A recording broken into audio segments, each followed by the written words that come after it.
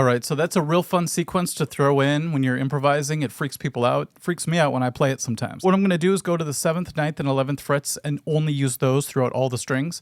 And on the highest string, we're going to go the middle note to the highest to the lowest. So 9, 11, 7. I'm going to be picking and doing hammer-ons and pull-offs for this version, but earlier I did just tapping. We'll get to that in a little bit. Then we go to the next string, the 2nd string, just the 9th fret this time. It's like a crossover string. Sounds like The Entertainer a little bit. Then we go to the 3rd string, and we go from the highest to the lowest notes only. All you need to do now is repeat that on the other sets of strings, and you have it.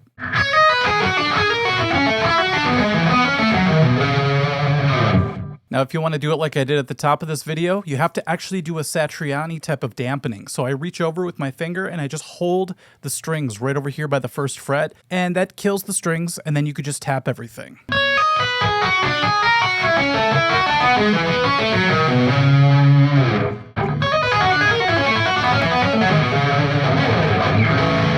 Okay, so that's my Show Me Yours lick lesson. Hopefully you enjoyed it. Catch you later.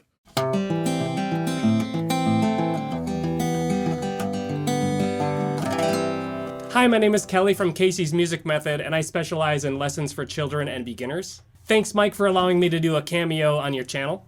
Fun fact, back in the day, I used to work for Mike teaching guitar lessons at his music studio, and that was when we used to write down songs on pieces of paper and use actual books for learning. One of my favorite riffs on the guitar, or should I say patterns, is a 4-note finger-picking pattern that sounds like this.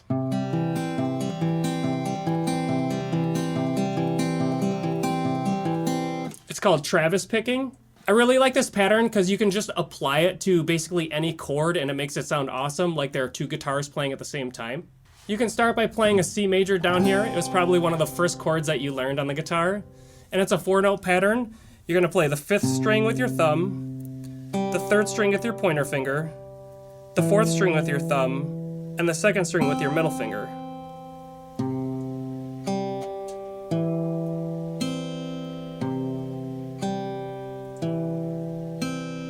I like to touch my pinky down here to stabilize my hand. Classical guitar players wouldn't like this though. So you can apply this to basically any chord, and so you can play C major, A minor, E minor, and G.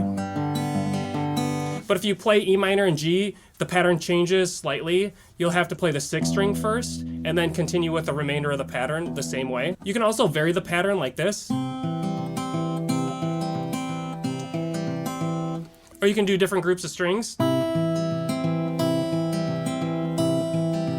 Or alternate the bass.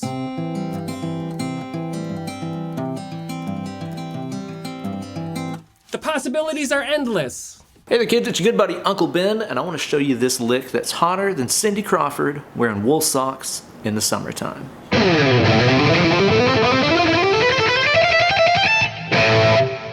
Let me play that Bad Larry one more time at stepdad speed, then we're going to talk about why you ought to learn it.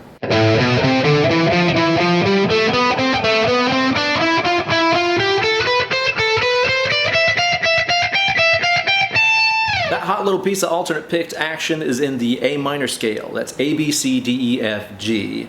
And the reason you should learn it is because it uses a really cool way of arranging those notes in a 3+4 pattern. Let me explain. So that scale, right? A, B, C, D, E, F, G, that's a total of 7 notes. And we can arrange those so that it's 3 notes on one string, A, B, C, and 4 notes on the next string, D, E, F, G. So you've played through the entire scale on just 2 strings. That means you can then copy and paste that exact same shape onto the next A note, which is right under your 1st finger on the D string, fret number 7. A, B, C, D, E, F, G. After that, copy and paste that same shape to this A note, B string, fret number 10. A, B, C, D, E, F, G. And then you can close it out on that high A root note. That 3+4 configuration allows you to pretty easily navigate the board and do some cool Paul Gilbert style sequenced ideas like the one I showed you. If you like that idea, head on over to my channel for a lot more hot licks like that one. Thanks for watching. Thanks to Mike for having me. Hey everybody, it's Mike from The Orange Goodness. Thanks to the other Mike from Art of Guitar for having me on. Today's topic, playing diagonally on the neck of the guitar, writing riffs, doing solos. So when I was a kid, geometry and shapes and colors were really important. So I remember learning D7, I'm like, oh my God, it's a triangle. A minor, backwards L, E backwards L. Then I learned my Bach scales. I'm like, squares, rectangles, I love it, but I want to play diagonally. I love that motion, ascension, right? So I love minor scales, so I'm like, oh my God, if I just use a minor third shape and a major third shape, I can find intervals in my minor scales. That was an E string or E minor. And here's the A string version starting from E. Minor, third major, third major, third major, third. Not so much major third on the B string, I know, all the snooties out there. But it's the shapes.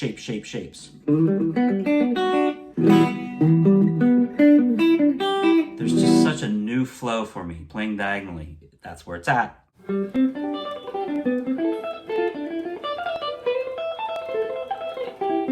Okay, so this is a series of arpeggios. Starts with G sus4, then second octave at G5, descend with a G major, shift forward. This is now going to A minor.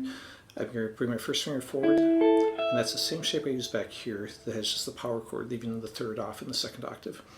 I come down what will appear like an A minor at first, but it's actually going to add the F and D note, with making a D minor 9. I use my second finger to shift forward here. First finger comes underneath, and that's the notes of a D minor add 9. Second finger shifts forward again. Same shift I did up here to go into A minor, but now I'm also going A minor. Adding the G note to make A minor 7, or you can consider that G note the first note of the descending C major. And that's the whole thing. Thanks.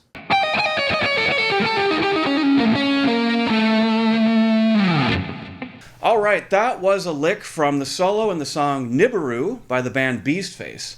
Beastface is my band. I wrote that lick. I based that lick off of the chord known as the A7 flat 5. A bit of a mouthful, and the chord would sound like this. Expressed as an arpeggio would sound like this.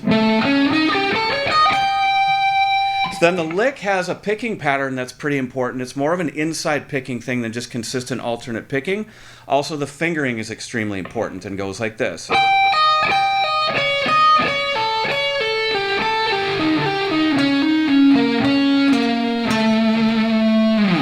All that for the sake of economy of movement. Remember, play it very slowly because slow is smooth and smooth is fast.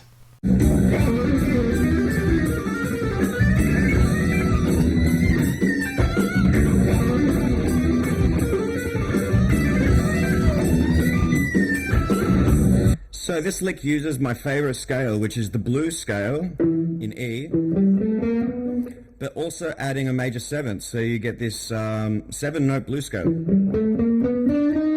And that means you can use your 3-note per string runs that you've practiced with other scales. The whole lick is basically that run. And then we're going to take it through all the different parts of the scale.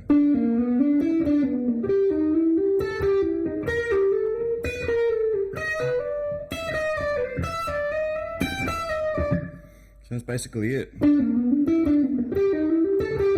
can do it in 2 fragments. That could be 1 fragment.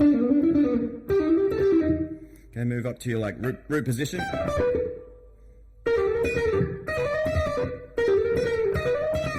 And then slide up 1 more. Favorite riff for the Art of Guitar guys? Jet!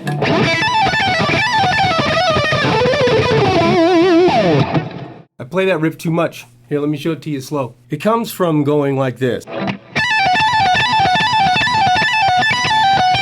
it doesn't time out right? You know, if you want to play it super accurate, if you want to play it Paul Gilbert accurate, it doesn't time out right. That's kind of what it is, only it's like a fanned pick thing. If I turn the thing off, you can see it. With a pick. And then just any minor scale you want to follow through with, but there's another note in it, right? That one, right?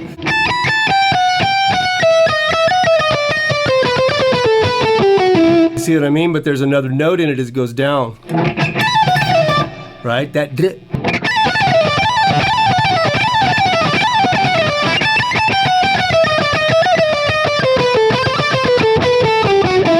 Like that, you know.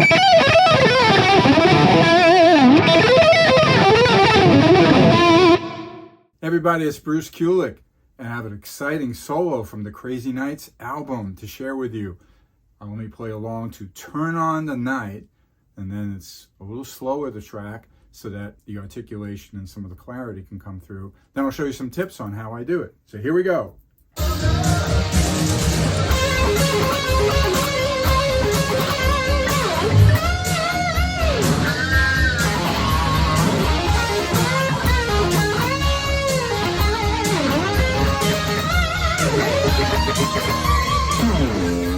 So the riff starts with a suspension. You know the song is in major, so I decided to make a meal of the third and the fourth, the major third and the fourth.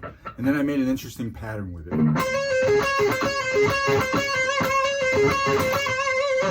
Ideas like that. And then I did a bend. And then I switch octaves and jump all the way down to the bottom of the guitar. With a quick 3-note thing on that one D string, right? And then I end up with this a little bit wacky kind of drunken riff, I like to call it.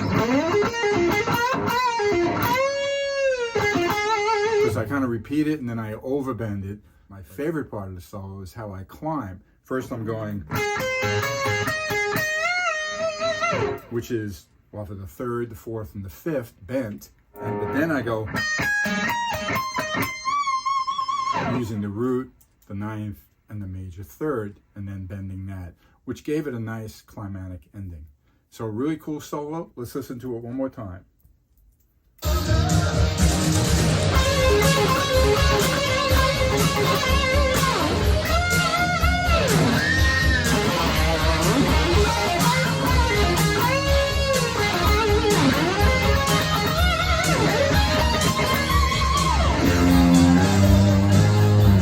So I hope you enjoyed my explanation of how I played the solo in Turn on the Night.